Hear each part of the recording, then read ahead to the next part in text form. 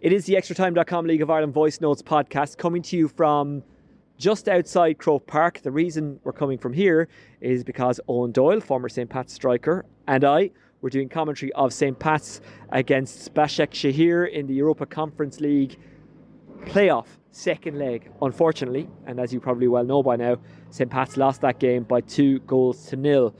We will talk about Shamrock Rovers later, by the way. They play PAOK Salonika tomorrow night as we record. They're unlikely to turn the deficit around, but maybe, just maybe, they might come up with a performance. MacDara Ferris of Extratime.com was speaking to Stephen Bradley ahead of that one, and we'll hear from that interview a little bit later. But Eoin, what about Pats? What are your initial thoughts? I'm devastated. Very proud of them though. They dug in. They were so disciplined in their performance. And they had opportunities in the first half. You know, they rode their luck at some times. They had the big man in front for them. He had a shot just from wide at the angle, went across John Ang, but it was a good bit wide. And if it had went in from there, you would have been disappointed. He also had another opportunity where the ball came off his back, and I went out and kind of Pats had rode their luck for them certainly for that second opportunity. But Pats on the other end, like they were disciplined. They stayed compact, and they were really good in the break. Chris Forrester, when he got on the ball, and they were able to get 2 or 3 passes in together. Elbazetti made a great run in behind, and Chris, perfect way to pass, put on a play for him. Gets in there, and it's well defended. He puts the ball across the box. It's well defended. Again, another break in the middle of the pitch where Keane Levy carries the ball so well, ends up with Elbazetti out wide, makes the right decision into Mason Melia, and just from the edge of the box he connects with the ball too well, and unfortunately couldn't get the ball either side of the keeper, goes straight into his hands. Keane Levy again getting in behind, and unfortunately when he got into the just at the edge of the box there, he kind of scuffed his shot and went well wide of the goal, but they were causing problems. And they had to take good faith out of that, you know, going into half time, and they did. They came out, and from the kick off, they stood off, and Pats had a real good moment to play straight from the kick off. They kind of held possession for a good minute or two. Lots of good passes, made the pitch nice and big, trying to gain ground up high up to the pitch to cause problems. And then ultimately it comes down to this big deep cross that comes into the box from the PAOK, who they let have a lot of the ball tonight, and rightly so. If you're going to let anyone have the ball, let your big centre back have the ball. But he was very high up the pitch, put in a big deep cross. Nanti Breslin does well to defend defends it out wide, and then goes out to pick up his marker, who was coming at him 1v1, and such an unfortunate bounce of the ball where as he plays the ball through, it nicks off Anthony Breslin's hand and straight into the path of the goal scorer, who feints a shot against Tom Gravosti. Tom goes to ground and then manages to get it past Joe Ang. And then the second opportunity comes from St. Pat's corner. They do well the first corner of the game, like you touched on during the commentary. The ball gets cleared and Axel Sauerberg keeps it alive by a big header up trying to get it back into the box. Aidan Keane can't get it under control. It was a tough one. It was a bouncing ball. He couldn't really get it out of his feet, and they go on the attack. Keane tries to take him out, misses him. Aaron Borja goes in and makes sure he takes him out, but unfortunately it's a straight red card. And then it's just such a big ask then, you know, and they're down to 10 men up against the team with such resources like that, and the level that they play at. And they obviously score straight away. Then from that goal, they upped their tempo, couple of passes, switched the ball out wide, an excellent cross into the box, and an excellent leap from Kemen, I think, was it? That's right. Yeah, Kemen to the Cameroon international, who played underage football for France, which tells you his quality. Brilliant, yeah. So it's a great leap from him, and a bullet header against Joe Ang to go 2-0. And to be fair to Stephen Kenny's side and the Stephen Kenny manner, they never really gave up, even though they were 2-0 down and down to 10 men. They fought hard. I think it was a deep free kick came up, and Joe Redmond kept it alive. A great pass out wide to Aidan Keane, and Aidan with a bit of magic, like really kind of like flip-flopped it. He pretended to go inside, brings it outside and lashes the ball across the box, and Brandon Camden can't do any more. He guides the ball towards the goal, and keeper makes an unbelievable save to put it out for a corner. So unlucky from St. Pat's, but a really spirited performance. Is the really frustrating thing that they actually did have the chances? If they were beaten 4-0 or were completely outclassed from start to finish, you'd say, well, fair enough. But they actually were in the game. Yeah, they'd have chances. I don't think you could really turn around and say that their keeper made an unbelievable save. Obviously, apart from Kavanagh's at the end there, but they were 2-0 down and up against it against 10 men at that But even stage. you think of it, like there was one break that Levy had in the first half. His shot wasn't good. There was a moment, I think, where Levy got forward and Mulroney was outside and Levy got dispossessed, and if he slipped it to Mulroney, now Levy played well, so I don't want to sound like I'm picking on him, but there was just those couple of moments that could have led to other moments, if that makes sense. Of course, yeah, but that's what they are, moments, and they had chances. They had chances. Like, I know they had a look at a bounce of the ball, but when they got in there, they were composed, and he managed to sit down Tom Gravosti and get his finish at goal. That Joe can't really stop. Again, the header from 6 yards out, it's up, it's a bullet at him, it's a good chance. Like, Pats didn't have them chances. They did have moments though. They got into the final third and tried to really hurt them. That little bit at the end though, they just didn't really have that compared to Besiktas tonight. Yeah, and once Bulger was sent off, that was that, wasn't it? Even though they did have a good chance afterwards, but they were 2-0 down at that stage. Yeah, and I feel so sorry for him. He just came on the pitch as well, and between him and Kavanagh, they were showing good energy. And he just took him for the team. I don't think he expected to get the red card. Originally when it happened, we were like, that was a bit harsh. You look at the replay, and he made sure he was taking his man down, and you can't really complain with the red. So, no, it's unfortunate for Aaron Bulger. And I'm really, really, really clinging on here. We're going into full Dumb and Dumber, so you're telling me there's a chance territory. Could Levy maybe have had a penalty in the first half? Do we have any claim? Would have been very soft. It would have been very soft. Like, obviously we claim anything we can get in these situations, but no, it would have been a soft one. Ramal Palmer wasn't available for the game. He has a knee injury and he's out for 4 to 6 weeks, which is a big loss generally, but obviously for last night, as people listen, not as we talk, he was a loss, wasn't he? He was, yeah, and like, that's no disrespect to Keane Levy, who actually done really, really well tonight. He carries the ball so well and created some huge opportunities for Pats tonight. But I think it's the way Palmer presses out of possession, and he's high up that pitch, and whatever about him, how good he is with the ball at his feet when he's up against it and he's pressing, he presses with meaning, and he does very well. He nicks the ball high up the pitch to start attacks when they have no right to be attacking at that stage of the game. So yeah, he was a big loss tonight, yeah. Can St. Pat's use the momentum from this, or do you think the disappointment will be hard to shake off, and that's a big challenge for Stephen Kenny ahead of the rest of the season, which starts on Sunday evening at 6 against Drogheda in Inchicore? No, I think Stephen's obviously the ultimate optimist. Like, he'll dust down after tonight and he'll just take loads of positives out of it, and he'll say, listen lads, you just need to just give everything now for the rest of this league campaign. It's been a poor campaign from the club. And they know that, and they'll want to finish strongly and finish well to basically start next season as positive and as high up that table as they possibly can, because like next season with some additions and the fact that Stephen Kenny's the manager, I'm sure Pats are going to be the type of side they're going to be challenging for titles. This might seem like a very strange or bizarre question, but what's it like to play for St. Pat's? And what I mean by that is, I'm sure playing for different clubs have different vibes. Not better, not worse, just different. So try and explain to me what it's like playing for Pat's. That's an unbelievable club. Like, it's so well followed, and playing in Inchicore, like the fans are right on top of you, so you hear everything, and it's rarely not positive that's coming from the stands. Like, remember we got beat 4-0 against Derry at home.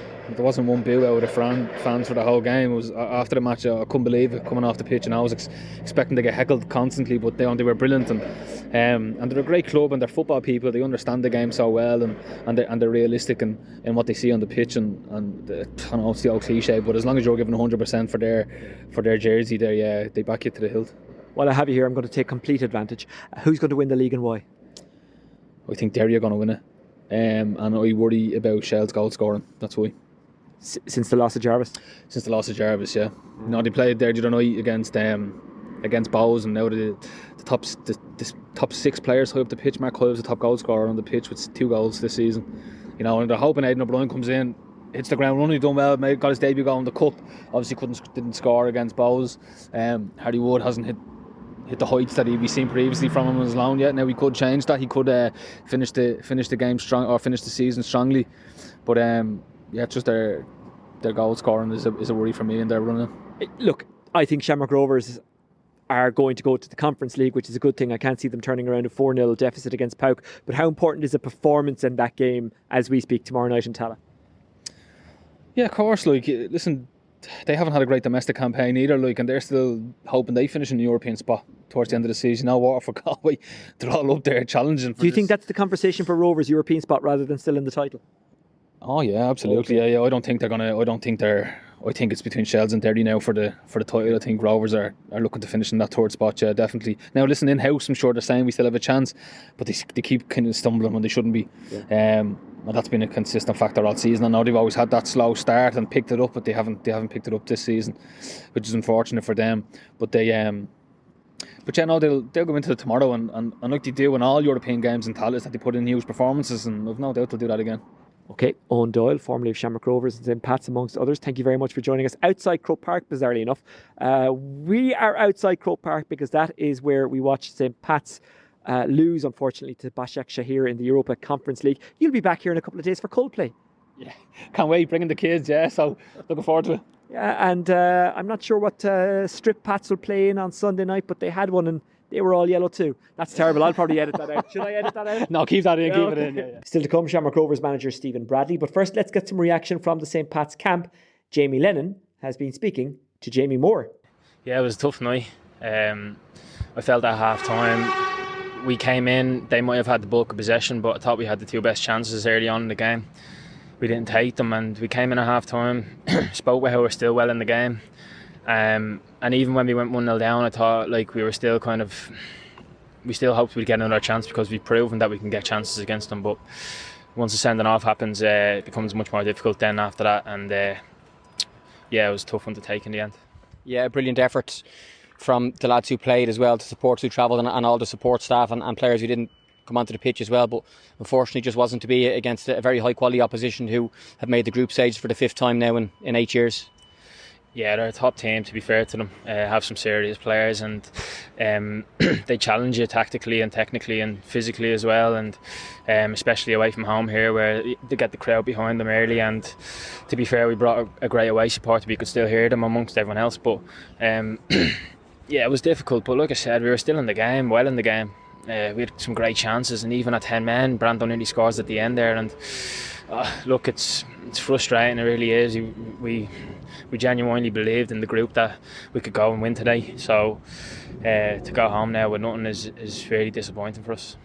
How would you sum up the 6 weeks in Europe overall? We became the first Irish club ever to be unbeaten for 5 European matches in a row, 3 wins and 2 draws. Brilliant performances, great support at all the games as well, and overall a great run that just fell short of making history.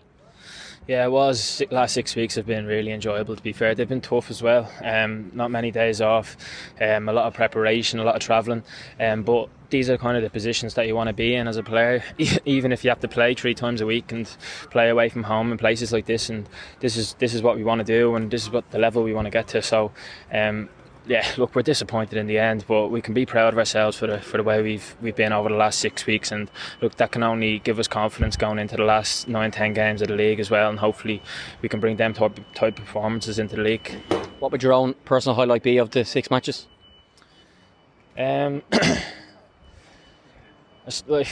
Like other than the result, I really enjoyed tonight. Proper stadium, proper fans. Our away support were brilliant. The pitch was great against good opposition, and to play in Europe and challenge yourself against the elite players in Europe is what I want to do. And it was difficult at times tonight, but really enjoyable as well. And yeah, I enjoyed the home games with the fans. And yeah, it's difficult to think right now, because obviously we're really disappointed. It's just straight after the game, but I'm sure in time we'll look back on these couple of weeks with a lot of good memories. Yeah, the away wins as well, you know, to go to places like that, you know, hostile environments, and pick up victories in both away matches to ultimately get through to the stage as well. They'll be memories I'm sure you guys will take with you. 2 great performances, lots of brilliant goals as well. Yeah, they will. 5 games unbeaten in Europe was great, and we wanted to make it 6 tonight and get into the groups, but look, it just wasn't meant to be. But like I said, this will give us great confidence going into the last couple of games, 10 games, last round of games in the league campaign, and we've still got things to fight for. And you look at the performances there, there's no reason why we can't bring that into the game starting on Sunday. So we've got to dust ourselves down now, get home and get back at it, and we've got to now focus on the next 10 games. Right, Jay, thanks for chatting. Thank you. A disappointed but proud Jamie Lennon speaking to Jamie Moore at the Fatty Tyrrell Stadium, where St. Pat's unfortunately lost 2-0 tonight and 2-0 on aggregate.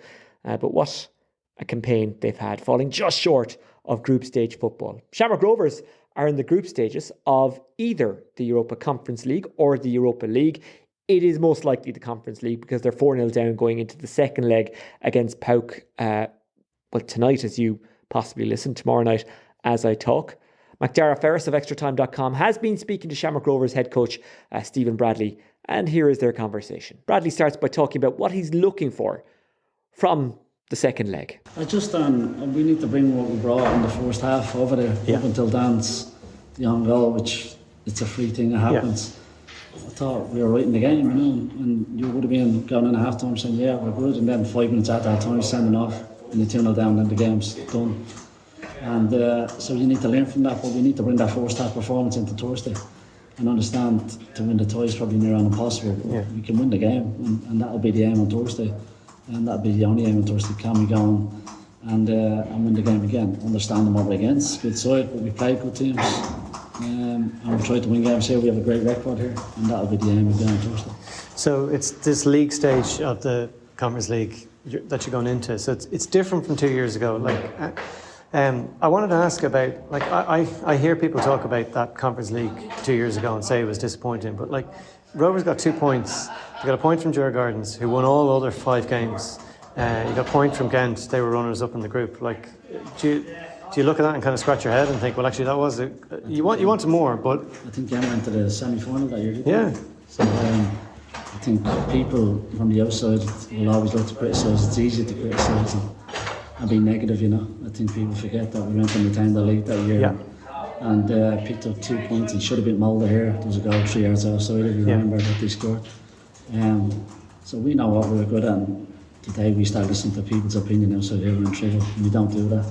To focus on what we do, understanding someone was good in the groups, and understanding we took a lot of learning from that, and I'm sure we were better for it this time round. But we don't listen to people's opinions, they're good or bad. And that was a slightly different group stage in that because of the Qatar World Cup, it was actually quite condensed. Yeah. So what I wanted to ask you about was, I remember being at Rovers in 2011, the games right into December. So that's what you have.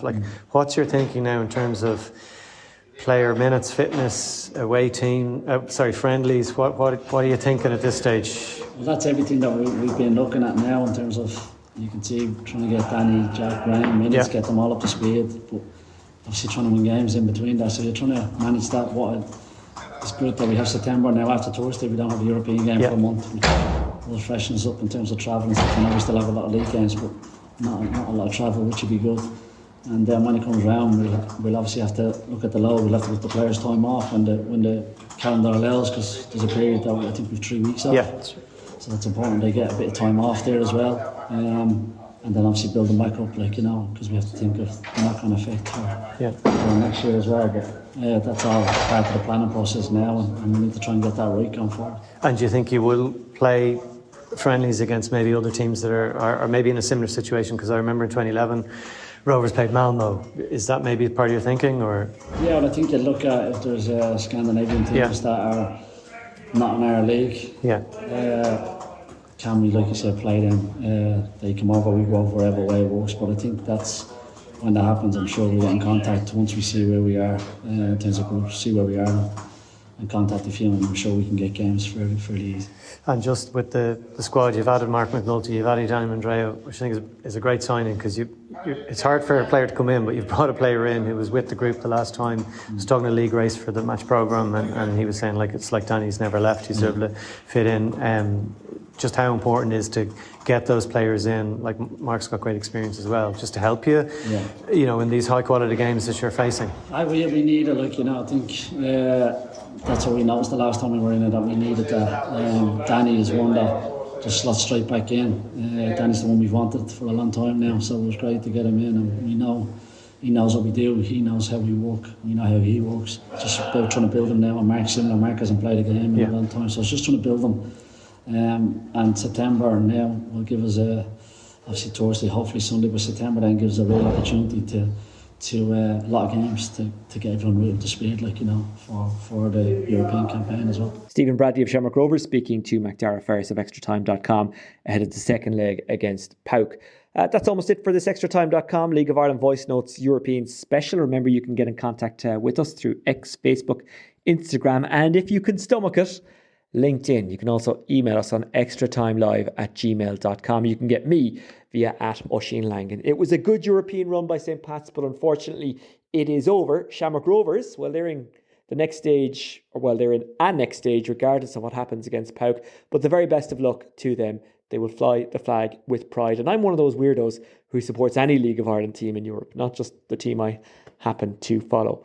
You'll be able to read all about Shamrock Rovers in Europe on extratime.com. There will also be podcasts with Luke coming, and obviously match reports and updates from everything that's happening over the next couple of days. From just outside Croke Park, well, actually, I'm in the Croke Park Hotel as I record this link, leaning over, looking at Croke Park, which looks great in the sunshine.